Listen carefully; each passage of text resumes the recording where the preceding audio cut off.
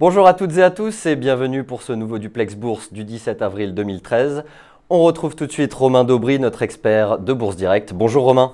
Bonjour Baptiste. Alors aujourd'hui, le marché a ouvert en hausse, soutenu par la bonne journée de Wall Street et par l'attente de publication d'indicateurs trimestriels d'entreprises rassurantes. Alors qu'en est-il à la mi-séance ?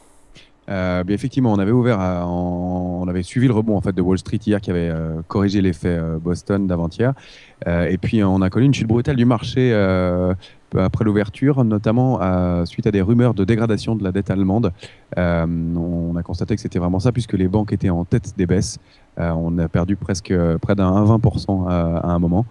Et puis en fait, on peut dire que ces rumeurs sont assez peu plausible en réalité parce que l'Allemagne a réduit nettement son endettement et qu'elle est à l'équilibre maintenant. Ceci dit, l'effet porte encore ses conséquences pour l'instant parce que le DAX perd 1,5% toujours à l'instant, même si le CAC 40 lui s'est bien repris parce qu'on était descendu à 3618 points et que maintenant on tient autour de 3650 points.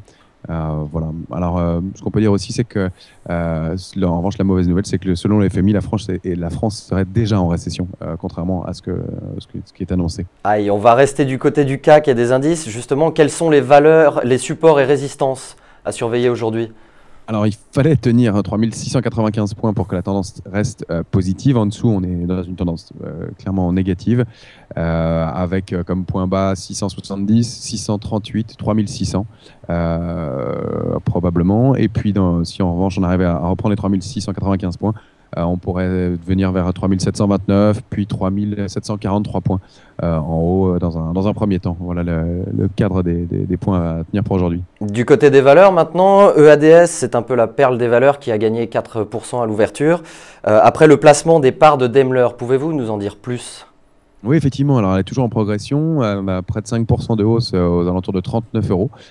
Donc, elle continue son programme de cession de parts. Maintenant, c'est Daimler qui a cédé ses 7,35% de parts pour 2,2 milliards.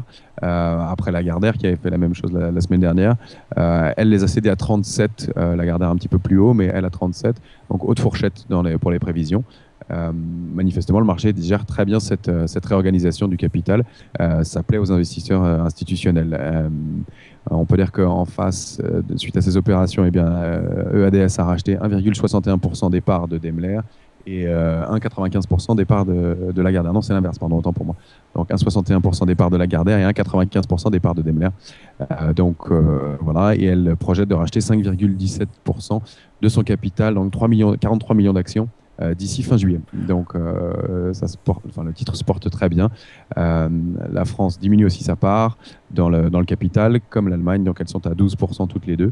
Donc les États seront moins présents et donc cette restructuration et la descente de la présence étatique dans le groupe semble vraiment plaire au marché. Autre valeur à suivre, Technip maintenant qui prend 2% après l'obtention d'un nouveau contrat auprès de la filiale de Petrobras. Pouvez-vous nous en dire plus ? Oui, bien sûr. Alors, Technip, il faut rappeler que c'est le numéro 1 mondial de l'ingénierie dans le domaine de l'énergie. Alors, c'est assez large, mais on peut dire surtout qu'elle est présente dans le offshore, dans le onshore et dans le subsea, donc sous la mer. Elle est présente dans tout, c'est un incontournable en fait du secteur tout simplement. Elle est par exemple numéro 1 dans le pipeline souple, donc pour le subsea, donc tout ce qui se passe sous l'eau, avec une offre intégrée. Elle est capable de répondre à toutes les demandes dans cette chaîne-là, ce qui est très important puisque ce sont les nouvelles sources de recherche de pétrole et de gaz aujourd'hui. Alors, elle est effectivement présente, très présente au Brésil, en Angola et au Mexique, qui sont les nouveaux territoires de recherche maintenant. Et puis, on peut dire que ces dépenses en exploration et en production sont en hausse de 10 à 15%.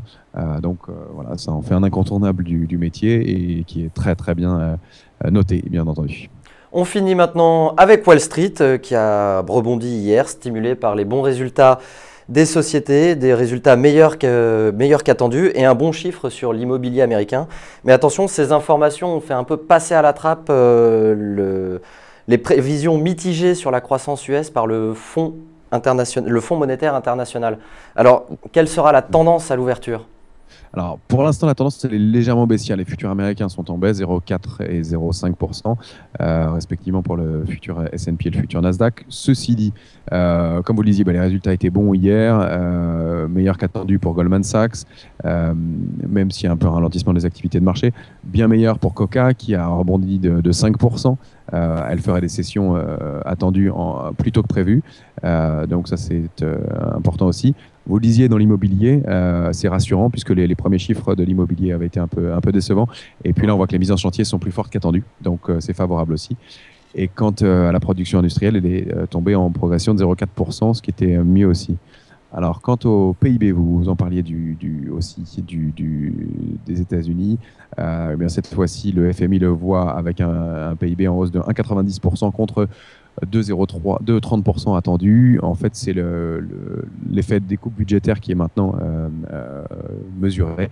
Voilà. Ceci dit, même si c'est moins bon que pour 2013, on attend quand même une progression de 3% du PIB en 2014, d'après le FMI. Donc, sachant que le PIB américain, ça serait dans une bonne situation, ce serait 4%, c'est ça, en croissance? Ouais, c'est ça, c'est une très bonne situation. Mais déjà 3%, voyant de là où on revient, c'est plutôt bon. Donc voilà pour les perspectives. Donc c'est moins mitigé. Et puis bien, ce qu'il faudra regarder aujourd'hui, c'est Bank of America. Ces résultats qui sont importants, bien entendu, pour la tendance. Et puis surtout, on regardera les commentaires, toujours à décrypter, importants, du livre belge de la Fed à 20 h ce soir. D'accord. Voilà, merci Romain pour toutes ces explications et toutes ces analyses. C'est la fin de ce Duplex Bourse. On se retrouve demain pour un nouveau Duplex. À demain.